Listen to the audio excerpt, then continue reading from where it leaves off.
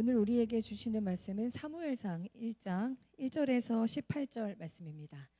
네, 함께 일어나셔서 저와 함께 교독하시겠습니다. 에브라임 산지 라마다임 소빔에 에브라임 사람 엘가나라 하는 사람이 있었으니 그는 여로함의 아들이요 엘리후의 손자요 도후의 증손이요 숲의 현손이더라.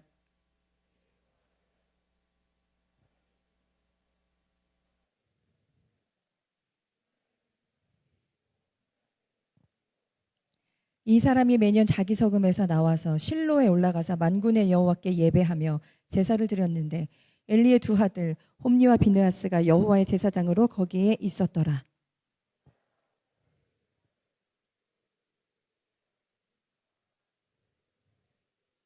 한나에게는 갑절을 주니 이는 그를 사랑함이라. 그러나 여호와께서 그에게 임신하지 못하게 하시니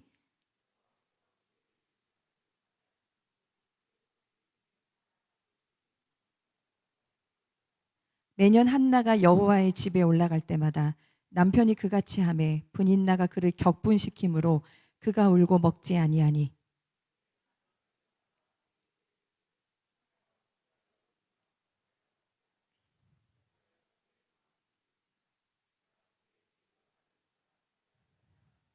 그들이 실로에서 먹고 마신 후에 한나가 일어나니 그때 제사장 엘리는 여호와의 전 문설주 곁 의자에 앉아 있었더라.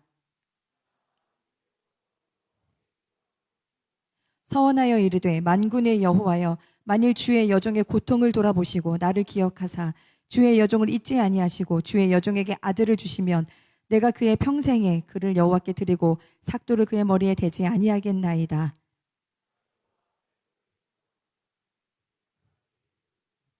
한나가 속으로 말하매 입술만 움직이고 음성은 들리지 아니하므로 엘리는 그가 취한 줄로 생각한지라.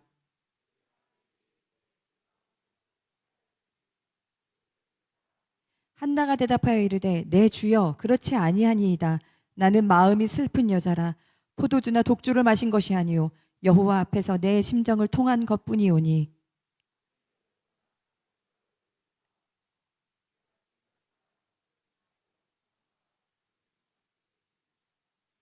엘리가 대답하여 이르되 평안히 가라.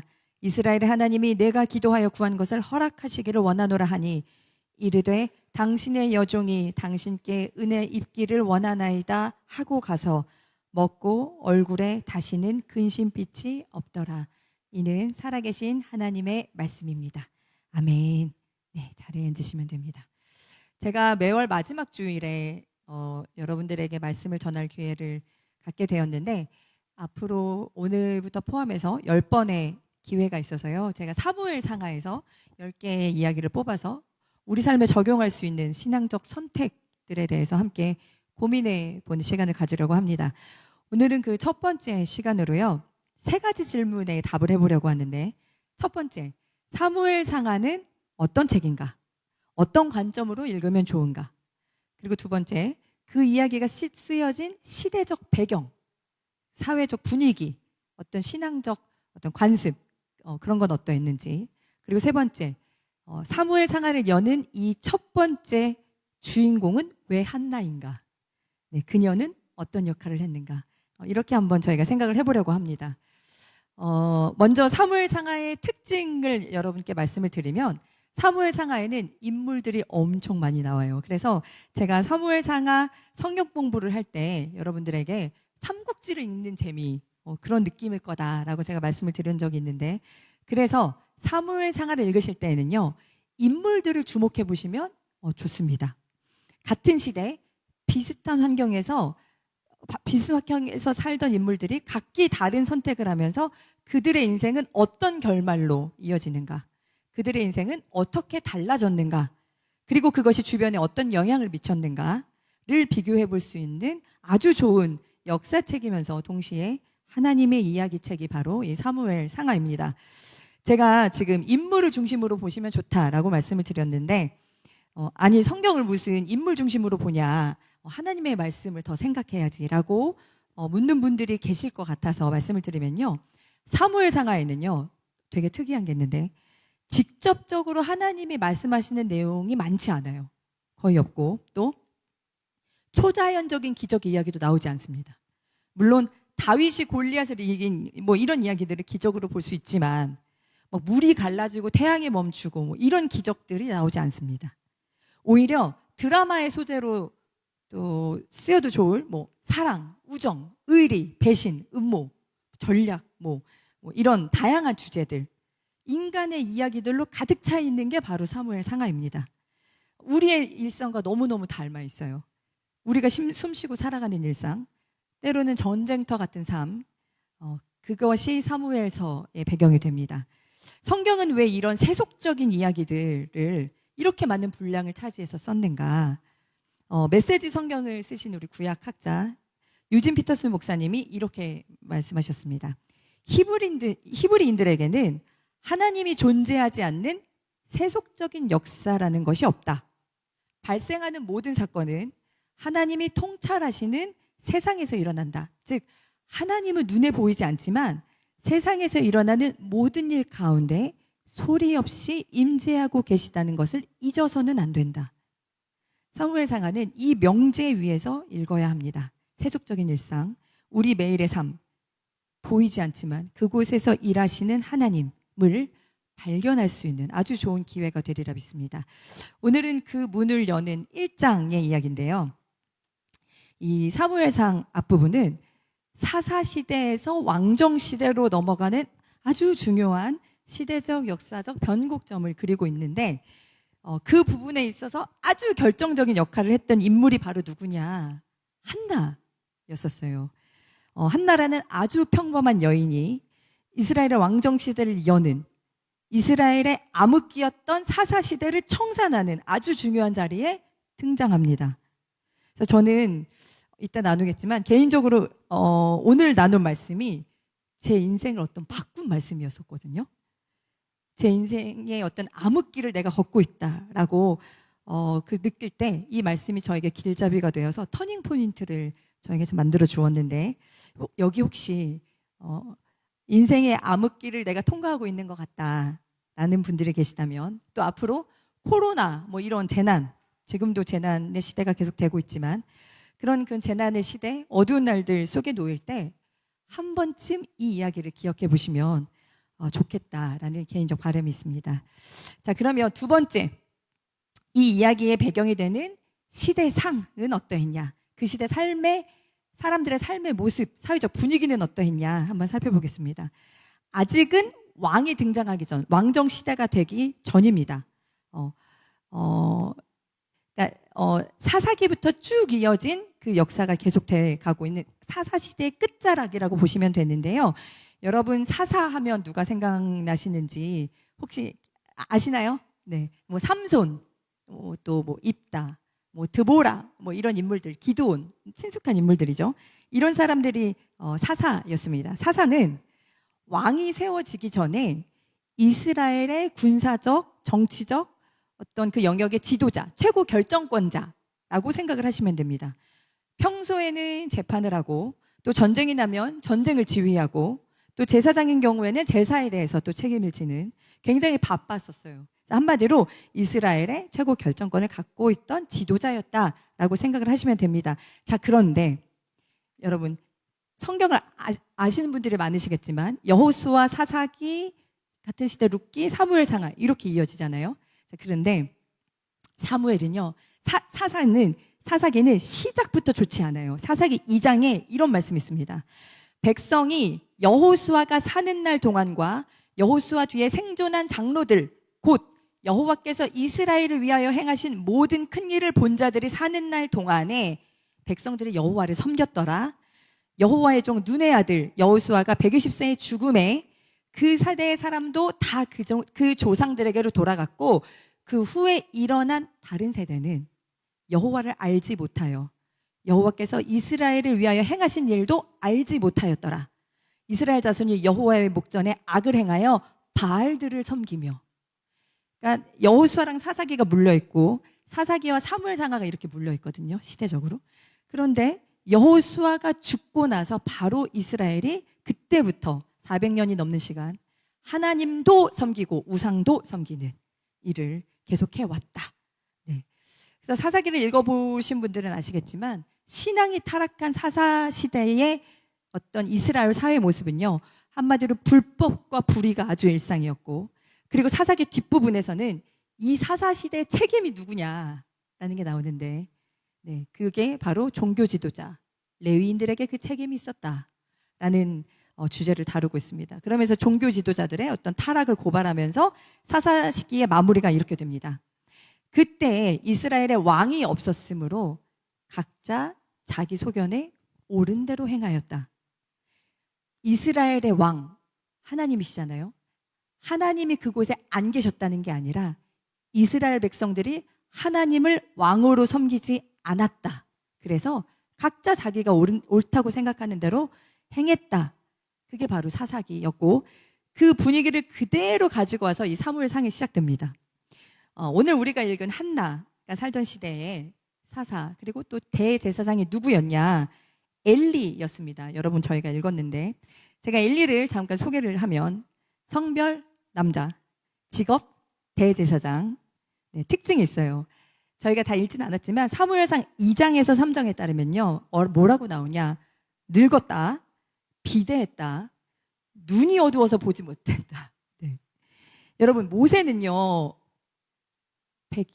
제가 이거 또 까먹었네. 123세에 죽었나요? 아무튼 모세는 죽는 날까지 눈이 흐려지지 않았다, 이렇게 돼 있거든요. 그러니까 눈이 어두웠다 이 말은 단지 시력이 안 좋았다 이 말이 아니라 시대를 분별하고 지금 상황을 판단하는 그 영적인 감각, 그 영적인 시력을 말합니다. 그리고 사무엘상을 이제 읽다 보면 제가 다음에 또 다루겠지만 엘리가 등장할 때마다 엘리 뭐 하고 있냐? 앉아 있어요. 지금도 앉아 있고 죽을 때도 앉아 있습니다. 그러니까 굉장히 게으르고 비대하고 둔하고 분별하지 못하는 굉장히 무능한 지도자였다라는 것을 곳곳에서 설명을 하고 있는 겁니다. 그리고 오늘 우리가 읽은 본문을 보면 한나가 와서 기도하고 있는데 취했다고 하잖아요. 그러니까 굉장히 분별력이 없었던. 그리고 특이사항이 있습니다. 엘리가 다스리던 시대에 사무엘상 3장 1절에 나오는 말씀입니다. 이스라엘에는 하나님의 말씀이 잘 들리지 않았고 하나님의 일도 나타나지 않았다. 전 이거 하면서 바로 코로나가 떠올랐어요. 야, 언제까지 이 시대가 계속될까? 언제까지 버티면 될까? 우리 인생 속에서도 또 그런 날들이 있잖아요. 자, 그런데 이렇게 갑갑하고 절망스러운 날이 지난하게 계속되는 400년이 넘었다고 했잖아요. 이 가장 어두운 시대에 한나가 등장합니다. 그런데 이 여인, 희망차고 밝은 모습으로 등장하는 게 아니라 개인사가 더 암울합니다. 이 여자를 소개하면요, 성별 여인이죠. 직업 주부라고 하기엔 그렇고 무직이라고 하고 싶습니다. 왜냐하면 당시 여성의 역할이 뭐였냐? 다산을 통해서 노동력을 생산하는 거였거든요. 다산을 통해서 자아 성취를 하는 것, 이거였는데 지금 불임이니까 거의 뭐 무직이나 다름없는 거죠. 그래서 그런데 이 여인에게는 아주 중요한 특기가 있습니다. 요즘에는 그런 말 잘 안 쓰시는 것 같은데 제가 끝나면 또 놀림 당할 것 같은데 좀 부끄럽네요. 타이밍 놓쳐서.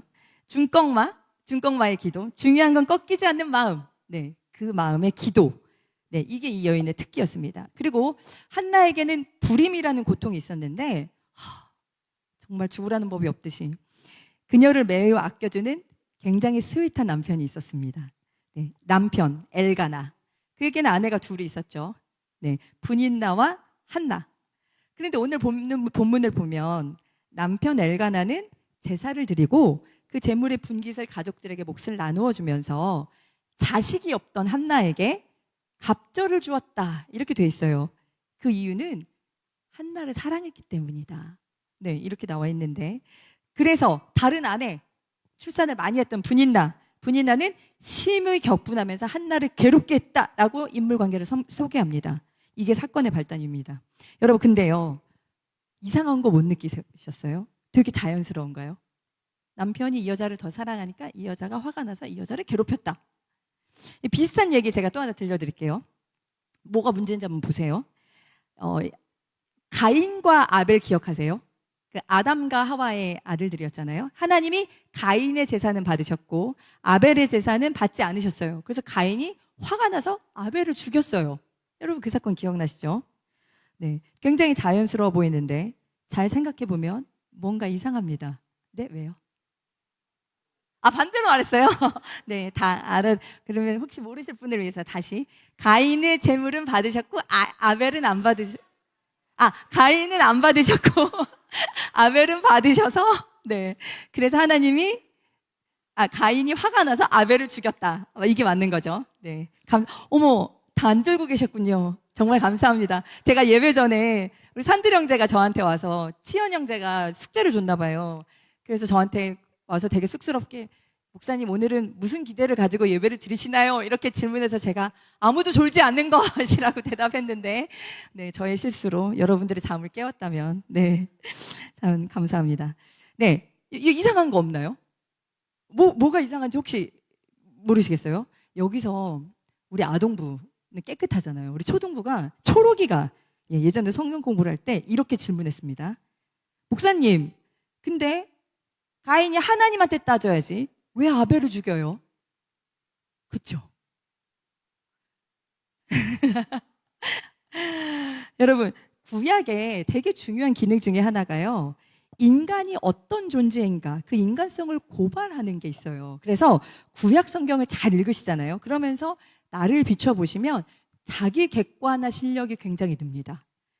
여러분, 성장은 자기 객관화, 있는 그대로의 자기 모습을 받아들이고 인정할 때 시작이 되는 거잖아요. 우리 오은영 선생님도 정신과 치료는 자기가 아프다는 것을 인정하고 받아들일 때부터 시작된다 이렇게 말씀해 주셨으니까, 그러니까 자기 모습, 부끄러운 자기 모습, 미숙한 자기 모습을 남에게 스스로에게 들키는 것. 그래서 본인이 그 모습을 마주하고 그럴 때, 그때 진짜 우리는 비로소 성장의 은혜를 맛볼 수 있습니다. 그때 하나님의 은혜도 구하고, 나를 인내해줬던 주변 사람들의 사랑도 깨닫고 하나님의 도우심도 이제 구하게 되는 거죠. 성경이 바로 그 역할도 해줍니다.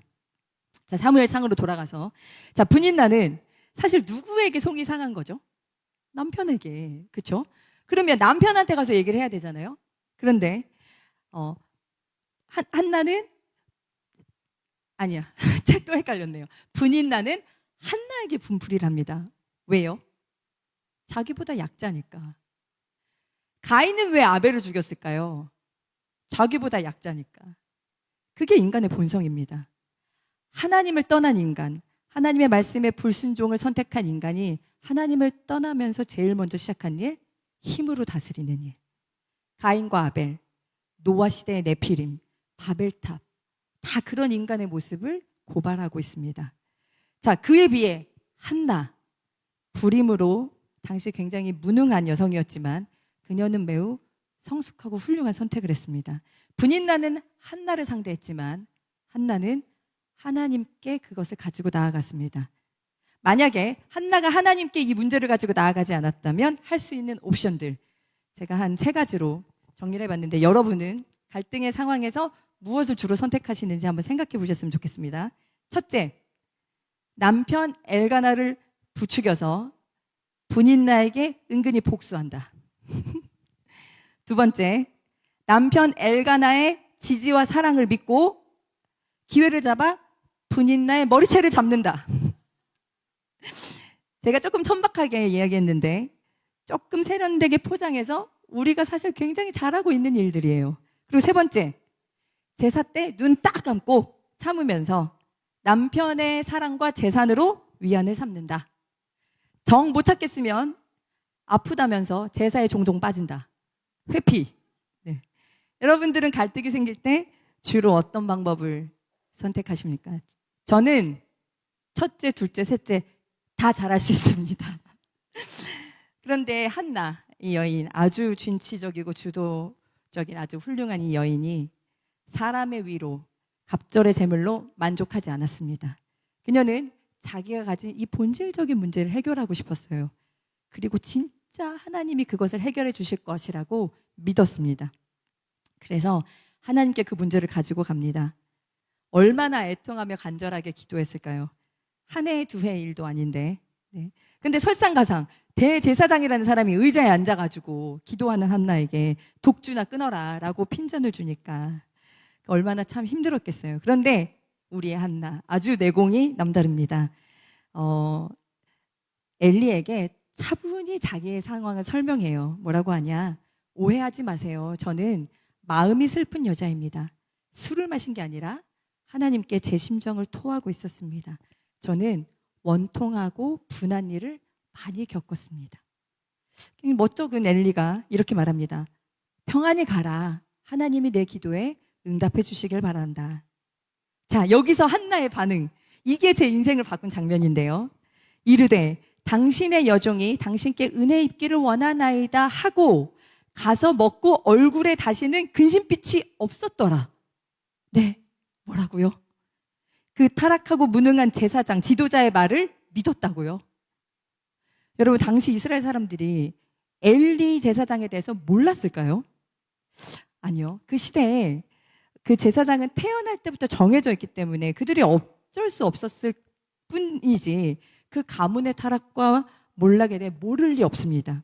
사무엘상 2장 3장 보시면요, 엘리의 아들 두 아들, 오늘도 소개가 되어 있는데 홈니와 비느하스 제사장직에 있었어요. 그런데 이스라엘 백성들이 하나님께 드리는 제물에 함부로 손을 댑니다.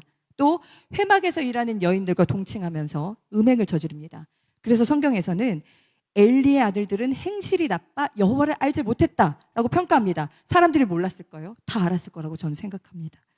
그런데 그런 사람의 말을 듣고 진짜로 얼굴에 근심빛이 없었다고요? 교회의 역사 속에서도 이런 논쟁이 있었어요. 로마의 박해에서 배교했던 그 성직자들이 집행한 성례전은 효력이 있는가? 인효론 없다. 무효다. 사효론 아니다. 성례 그 자체에 효력이 있다. 이런 싸움들이 있었었거든요. 그러니까 인간이라면 신뢰할 수 있는 지도자를 찾고 기대하는 것, 이거는 아주 당연한 거잖아요. 근데 그 말은 또 신뢰할 수 없는 지도자에게는 실망하고 그의 말은 의심하고 불신할 수 있다라는 말이 되기도 합니다. 그래서 제가 처음에 사무엘상을 읽을 때 이 부분을 보고 한나한테 조금 실망했어요. 분별력이 없는 여인이 아닐까? 맹목적인 신앙을 가진 여인이 아닐까? 만약에 오늘 우리 옆자리에 샘터에서 이런 이야기를 하시면 여러분들 한나에게 뭐라고 하시겠습니까? 그런데 엘리 제사장을 만난 이후 한나는 진짜 임신을 하게 되었습니다. 그리고 엘리를 대신한 아들 사무엘을 낳습니다. 충격. 게다가 사무엘은 엘리 밑에서 배우고 자라게 됩니다. 그리고 사무엘이 어느 정도 자랐을 때에 엘리와 그 가문은 하루아침에 하나님이 정하신 때에 몰락합니다. 그래서 이 이야기는 저에게 믿음이란 무엇인가에 대해서 다시 묻게 해주는 이야기였습니다. 아무도 보지 못했지만 하나님은 조용히 엘리를 대신할 지도자를 준비하고 계셨다. 악하고 무능한 엘리를 통해서도 한나에게, 사무엘에게 역사하셨다. 그분이 하나님이시다. 그러니 인내해라. 비난과 싸움, 회피 대신에 내가 할 수 있는 일을 성실하게 하고 기다려라 라고 말씀하시는 것 같았습니다. 여러분, 우리가 사는 시대도 결코 평화를 말할 수 없습니다. 우리나라 최고 지도자의 문제, 그로 인한 갈등과 분열, 각자 자기 소견에 옳은 대로 주장하는 공동체, 개인의 약점과 결핍을 이용해서 괴롭히는 집단, 불의와 불법에 익숙한 지도자들, 부도덕하고 미성숙한 사람들, 그 속에 섞여 심지어 그들과 크게 다르지 않는 우리 자신의 모습을 발견하는 것, 아주 흔하게 일어나는 일입니다.